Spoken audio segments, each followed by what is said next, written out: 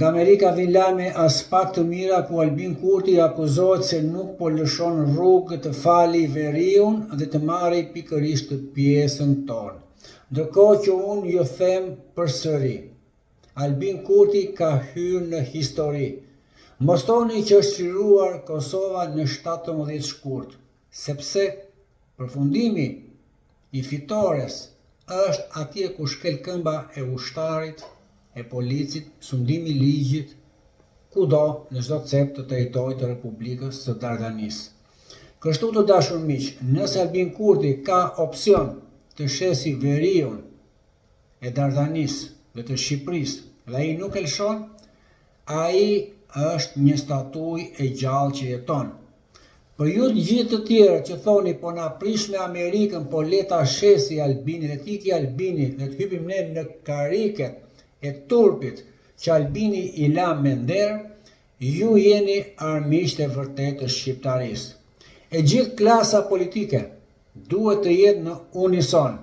Nuk ka shitje negociata të territorit të Dardanisë për të marrë po territorin tonë.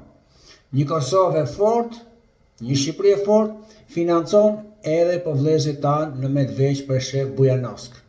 Jo shitje shkëmbime territoresh se na mërzitet Serbia dhe nuk na njeh Serbia. Ne duhet njohim veten tonë, të drejtat tona, të duam atë dheun tonë, të ndërtojmë atë, të respektojmë konventat kombëtare dhe ndërkombëtare për të drejtat e minoriteteve dhe të kërkojmë reciprocitet edhe për minoritetin ton kudo ndodhet, sigurisht edhe në Serbi. Në rast të kundërt, kjo ka vetëm një emër, tradhti.